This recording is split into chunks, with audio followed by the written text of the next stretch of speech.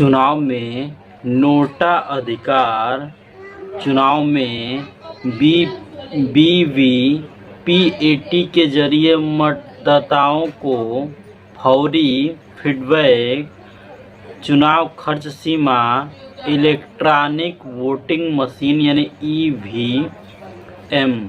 दोस्तों, आज के इस वीडियो में इन सभी टॉपिक के बारे में हम लोग जानने वाले हैं। दोस्तों, ये जो वीडियो है काफ़ी ज़्यादा नॉलेजेबल होने वाला है, इसलिए आप हमारे इस वीडियो को पूरा अंत तक देखिएगा।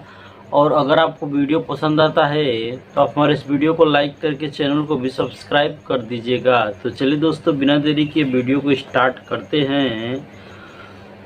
दोस्तों, सबसे पहले जान लेते हैं चुनाव में नोटा का अधिकार के बारे में। भारत के उच्चतम न्यायालय के अनुसार NOTA none of the above के विकल्प के माध्यम से मतदाताओं को यह अधिकार मिलेगा कि वे राजनीतिक दलों को स्वच्छ एवं ईमानदार छवि वाले प्रत्याशियों को चुनाव मैदान में उतारने के लिए विवश करें।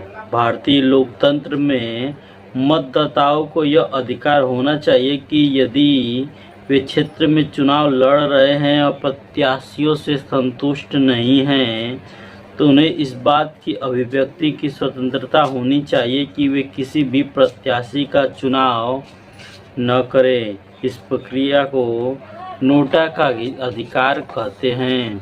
जी हाँ दोस्तों, the people union for civil liberties नामक एक गैर सरकारी संगठन द्वारा नोटा के संदर्भ में दायर एक जनहित याचिका पर उच्चतम न्यायालय ने अपना फैसला सुनाया।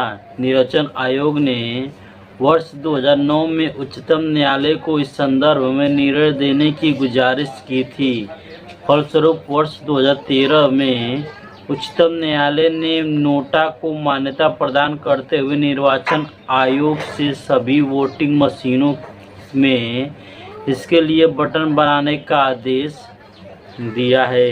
दोस्तों, चुनाव में बीवीपीएटी के जरिए मतदाताओं को फौरी फीडबैक के बारे में भी हम लोग जान लेते हैं।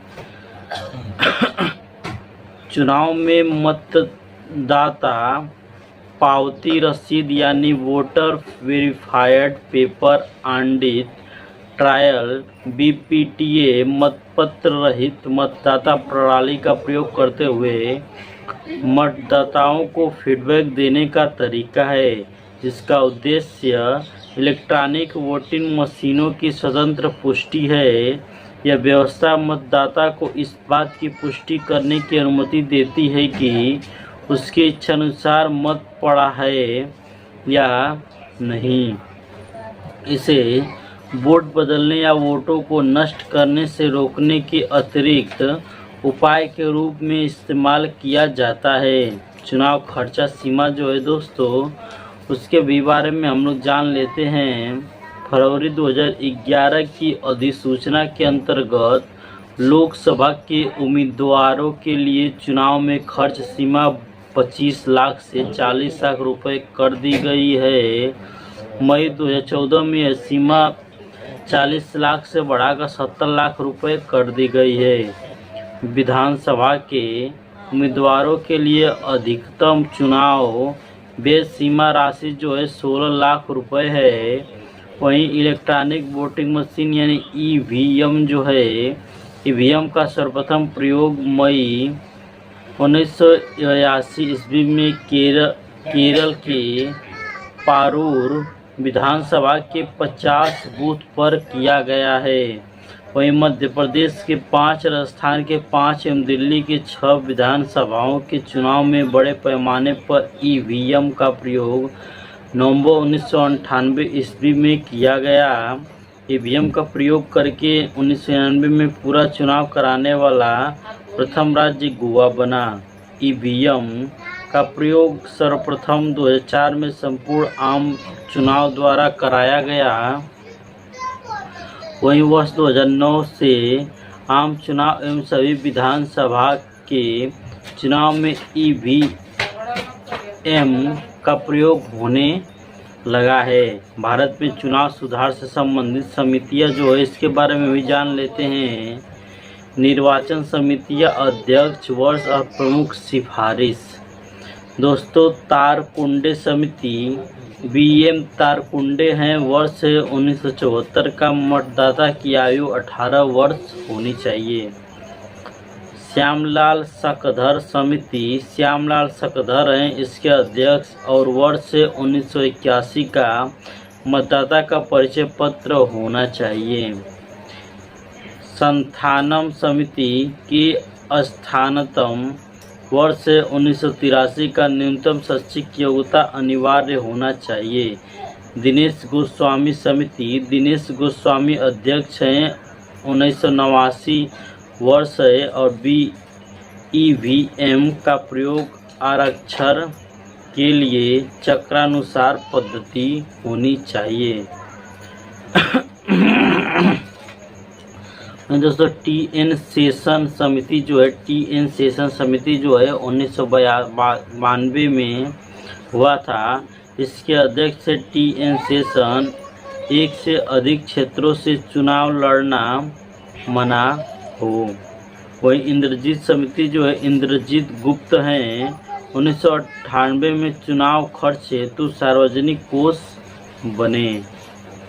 दोस्तों, परिसीमन आयोग के बारे में भी जान लेते हैं। भारतीय संविधान में परिसीमन आयोग के संबंध में कोई स्पष्ट निर्देश नहीं दिया गया है। अनुच्छेद 82 में प्रत्येक जनगणना की समाप्ति पर लोकसभा एवं राज्यसभा के निर्वाचन क्षेत्रों के विभाजन एवं पुनः समायोजन का कार्य संसद द्वारा विहित अधिकारी द्वारा किए जाने का प्रावधान है। वही भारत के 42वें संविधान संशोधन अधिनियम द्वारा संविधान के अनुच्छेद 82 में संशोधन कर परिसीमन पर वर्ष 2000 तक के लिए रोक लगा दी गई थी।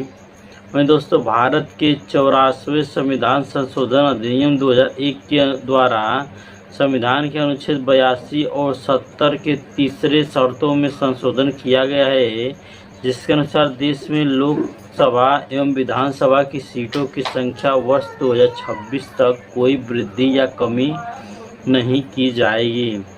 परिसीमन आयोग में देश के मुख्य निर्वाचन आयुक्त सहित सभी राज्य एवं केंद्र शासित प्रदेशों के निर्वाचन आयुक्त इस आयोग के सदस्य होते हैं।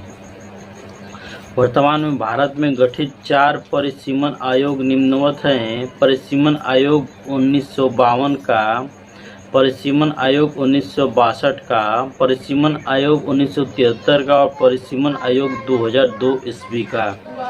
दोस्तों, परिसीमन आयोग जो है 2002 का गठन जो है 12 जुलाई 2002 को न्यायमूर्ति कुलदीप सिंह की अध्यक्षता में किया गया तथा इस आयोग की सिफारिशों को केंद्रीय मंत्रिमंडल ने 10 जनवरी 2008 को स्वीकृति प्रदान की। नए परिसीमन से लोकसभा में आरक्षित सीटों की संख्या बढ़ गई है। वहीं नया परिसीमन 2001 की जनगणना के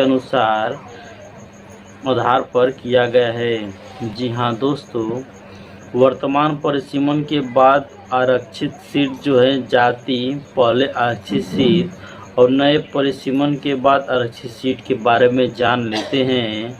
अनुसूचित जाति जो है 79 पहले थी और अभी के समय में 84 है। अनुसूचित जनजाति की पहले 41 से अभी के टाइम में 43 है और अनारक्षित सीटों की संख्या जो है 412 है। जी हाँ दोस्तों, लोक सेवा आयोग के बारे में भी जान लेते हैं। भारत में 1919 में भारत सरकार अधिनियम के अधीन सर्वप्रथम 1926 ईस्वी में लोकसभा आयोग की स्थापना की गई थी। 1935 के भारत सरकार अधिनियम के अधीन लोक सेवा आयोग के कृत्यों को विस्तार दिया गया था। भारत के संविधान के अनुच्छेद 315 में लोक सेवा आयोग के संबंध में यह प्रावधान किया गया है कि संघ सरकार के लिए संघ लोक सेवा आयोग और राज्यों के लिए राज्य लोक सेवा आयोग होगा। संघ लोक सेवा आयोग के सदस्यों तथा अध्यक्ष की नियुक्ति 6 वर्ष के लिए होती है।